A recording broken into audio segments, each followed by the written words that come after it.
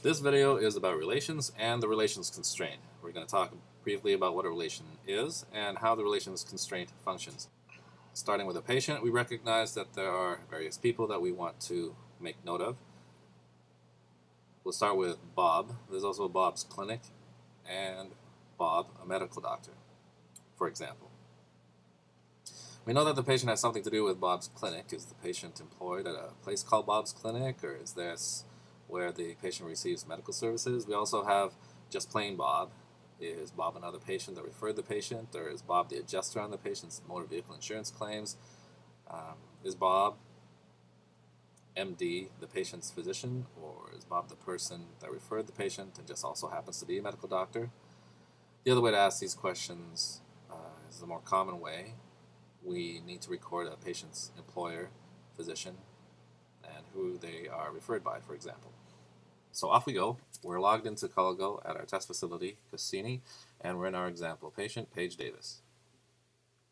When we look at the demographic section, we see in the relations 5 entries, one for each of the following: referring category, referring party, medical doctor, insurance company, and employer.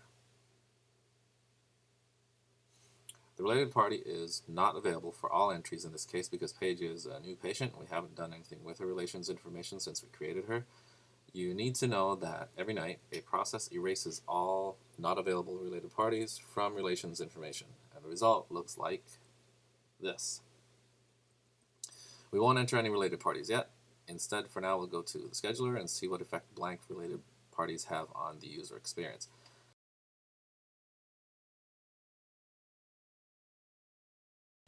There are 2 bookings already for Paige.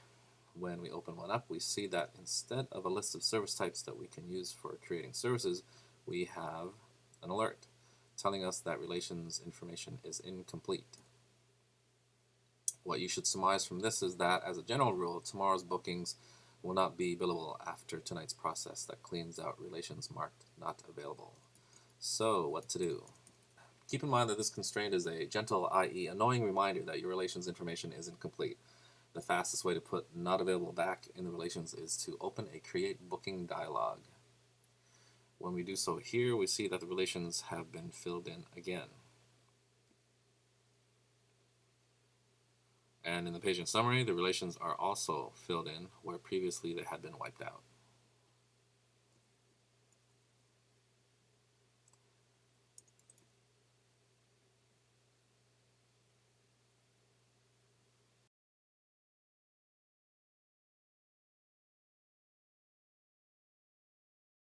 And when we open up one of the previous bookings, the alert is no longer there.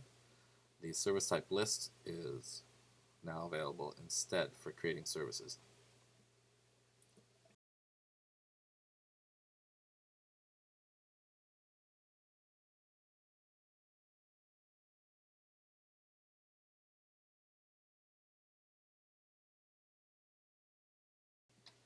If you're not repeating the exercise of entering not available again in the relations information, you're going to set real related parties in them.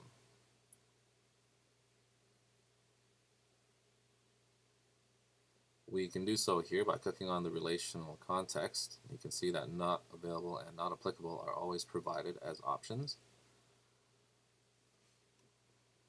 When we search for parties, they populate the selector, and we've chosen one from the list to populate the referring category relation. We'll search for another one to fill the relation for context employer.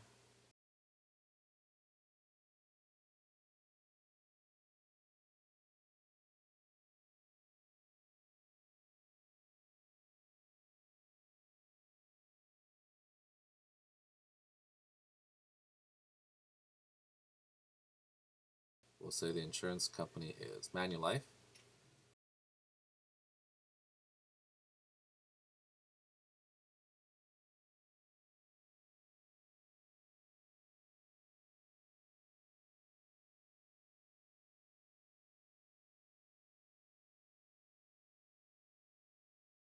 And the medical doctor will search for by clicking the MD's button rather than the parties button.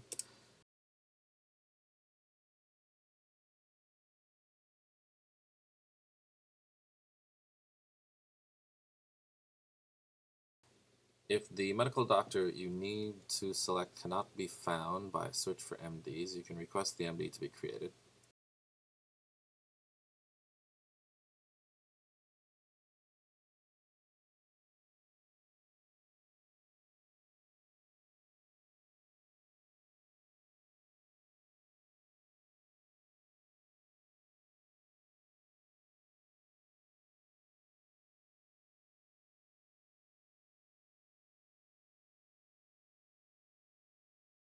Similarly, for a related party you might need that doesn't exist, the request will be processed by your support office and be available as soon as they see it and are able to approve it. If they don't approve it, they have your email contact because they know who actually sent the request, and they'll talk to you about why you wanted it created, and they'll clarify some items with you. So there's still one relation left as not available. When the overnight process completes, that will be blank again.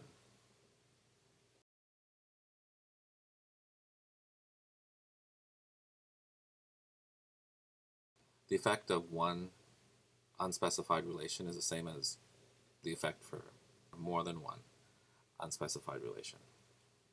That is, you won't be able to bill. You'll get an alert instead of the service type list. Okay, so that's it for the relations constraint. There's more you can learn about the relations function in the user manual. If you don't know how to get to the user manual, there's a video for that too. So happy viewing.